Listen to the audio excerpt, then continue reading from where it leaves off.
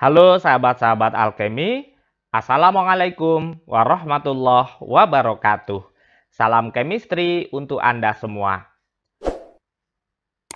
Dalam video terdahulu tentang ikatan kimia, kita telah membahas materi tentang struktur Lewis, ikatan ionik, ikatan kovalen, dan ikatan kovalen koordinat. Dari video tersebut, kita mengetahui bahwa suatu atom berikatan dengan atom lain dalam rangka untuk mencapai kestabilan, yakni memiliki elektron valensi 2 atau 8.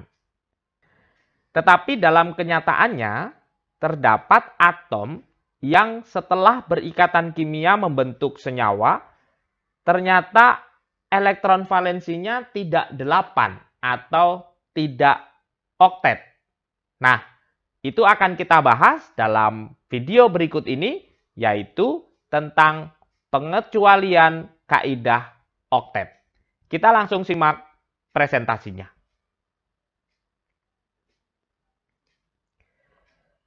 Sahabat-sahabat alkemi, sebelumnya kita ulang terlebih dahulu tentang senyawa yang atom pusatnya oktet.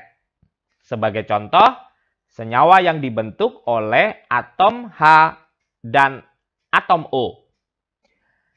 Atom H memiliki elektron valensi 1 sehingga untuk stabil memerlukan 1 elektron lagi supaya elektron valensinya duplet atau 2. Sementara oksigen memiliki elektron valensi 6 sehingga untuk stabil memerlukan 2 elektron lagi. Nah, ini adalah struktur Lewis untuk hidrogen. Elektron valensinya digambarkan dengan 1 titik. Kemudian ini adalah struktur Lewis untuk oksigen. Elektron valensinya digambarkan dengan 6 titik. Karena hidrogen memerlukan 1 elektron lagi, maka hidrogen akan memasangkan elektronnya dengan 1 elektron milik oksigen membentuk ikatan.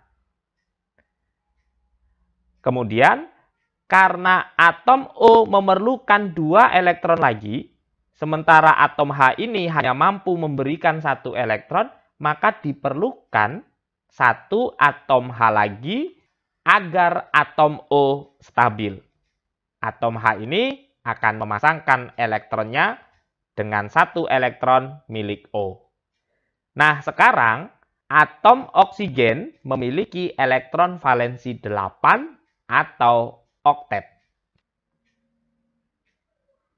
Pasangan elektron yang digunakan untuk berikatan disebut dengan pasangan elektron ikatan. Sedangkan pasangan elektron yang tidak digunakan untuk berikatan disebut pasangan elektron non-ikatan atau pasangan elektron bebas.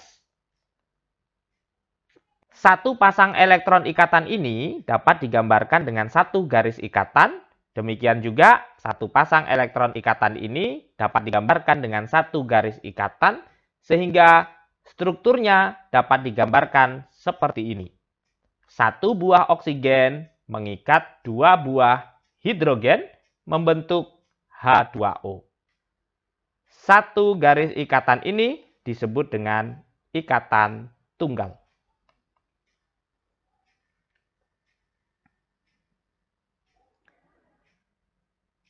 Contoh senyawa berikutnya yang atom pusatnya oktet adalah senyawa yang dibentuk dari karbon dan oksigen. Karbon memiliki elektron valensi 4 sehingga untuk stabil memerlukan 4 elektron lagi. Kemudian oksigen memiliki elektron valensi 6 dan untuk stabil memerlukan 2 elektron lagi. Nah, ini adalah struktur Lewis untuk atom karbon.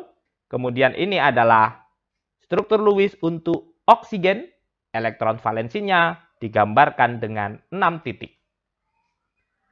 Karena oksigen memerlukan 2 elektron lagi, maka oksigen ini akan memasangkan 2 elektronnya dengan 2 elektron milik karbon. Seperti ini. Lalu, karena karbon memerlukan 4 elektron lagi, maka harus ada oksigen lain yang menyumbangkan 2 elektronnya untuk berikatan dengan karbon. Sehingga nanti karbon akan memiliki 8 elektron valensi. Nah, setelah berikatan seperti ini, atom karbon memiliki 8 elektron valensi, 4 elektron valensi miliknya sendiri, kemudian 2 elektron dari oksigen sebelah kiri, dan 2 elektron dari oksigen sebelah kanan. Kemudian, sepasang elektron ikatan ini dapat digambarkan sebagai satu garis, ini satu garis, kemudian yang ini satu garis, ini satu garis ikatan, maka strukturnya bisa dibuat menjadi seperti ini.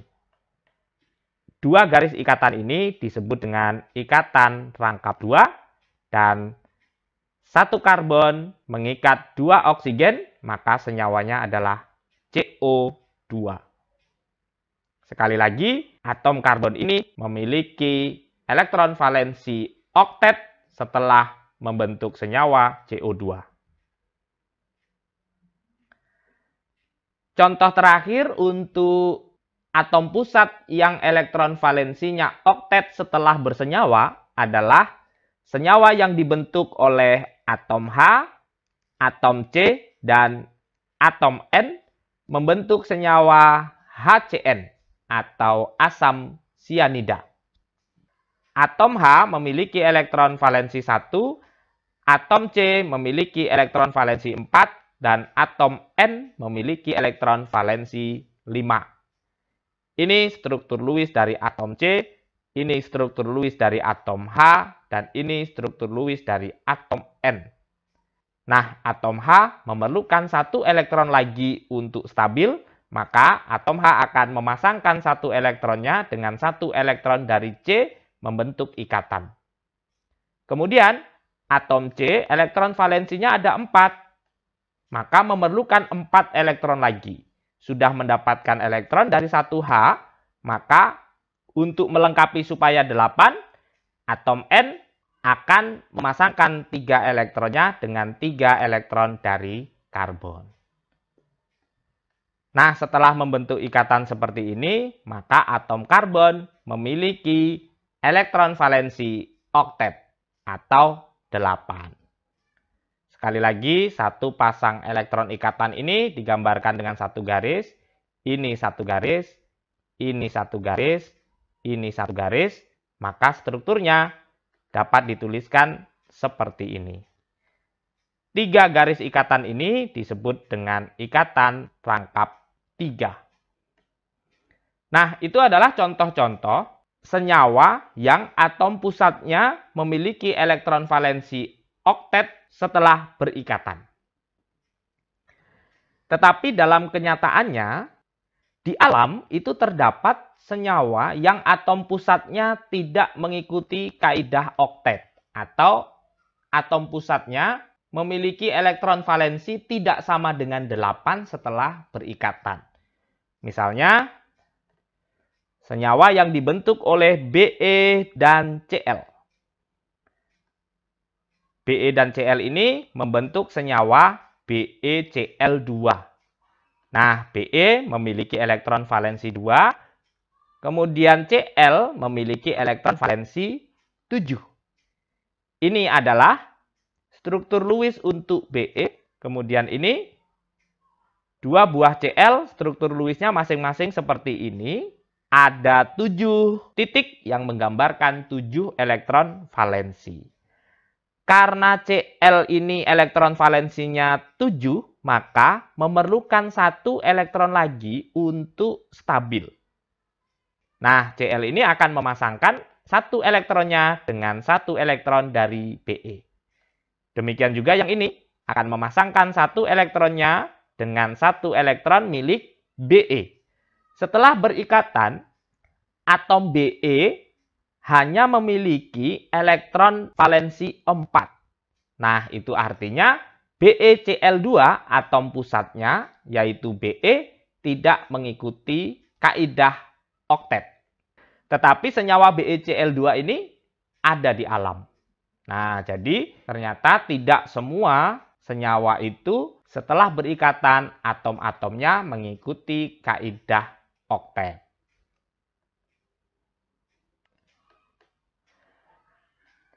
Contoh lain, senyawa yang atom pusatnya tidak oktet adalah senyawa yang dibentuk oleh atom B dan F, membentuk senyawa BF3.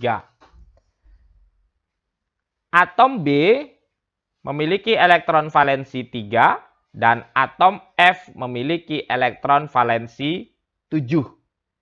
Ini adalah struktur Lewis untuk atom B dan ini adalah struktur Lewis untuk atom F. Atom F-nya ada 3. Nah, karena atom F ini elektron valensinya sudah 7, maka memerlukan 1 elektron lagi sehingga akan memasangkan 1 elektronnya dengan 1 elektron dari B. Seperti ini. Demikian juga atom F yang ini. Seperti ini. Dan atom F yang ini. Seperti ini. Nah, setelah membentuk senyawa BF3, elektron valensi B baru 6. 3 miliknya sendiri, kemudian 1 dari atom F yang ini, 1 dari atom F yang ini, dan 1 dari atom F yang ini. Jumlah elektron valensi B menjadi 6, yang artinya tidak oktet. Nah, kalau digambarkan sebagai garis ikatan, maka BF3 strukturnya seperti ini. Sekali lagi, 1 garis ikatan ini berisi 2 elektron. Contoh terakhir, senyawa yang atom pusatnya tidak oktet adalah senyawa yang dibentuk dari atom P dan Cl membentuk senyawa PCl5. Atom P memiliki elektron valensi 5 dan atom Cl memiliki elektron valensi 7. Nah, ini adalah struktur Lewis untuk atom P dengan 5 titik yang menggambarkan 5 elektron valensi. Kemudian ada 5 Cl yang masing-masing elektron valensinya 7. Nah, karena Cl elektron valensinya 7, maka memerlukan 1 elektron untuk stabil. Sehingga Cl akan memasangkan 1 elektronnya dengan 1 elektron dari P. Seperti ini. Kemudian Cl yang kedua juga memasangkan 1 elektronnya. Cl yang ketiga juga demikian. Yang keempat juga demikian. Yang kelima juga demikian. Nah, setelah membentuk senyawa PCl5, elektron valensi punya P itu totalnya 10. 5 elektron miliknya sendiri, kemudian 5 elektronnya berasal dari 5 buah Cl yang masing-masing menyumbangkan 1 elektron. Jika elektron ikatannya digambarkan dengan garis, maka struktur PCl5 dapat digambarkan seperti ini. Nah, demikian contoh-contoh senyawa yang atom pusatnya tidak mengikuti kaidah oktet.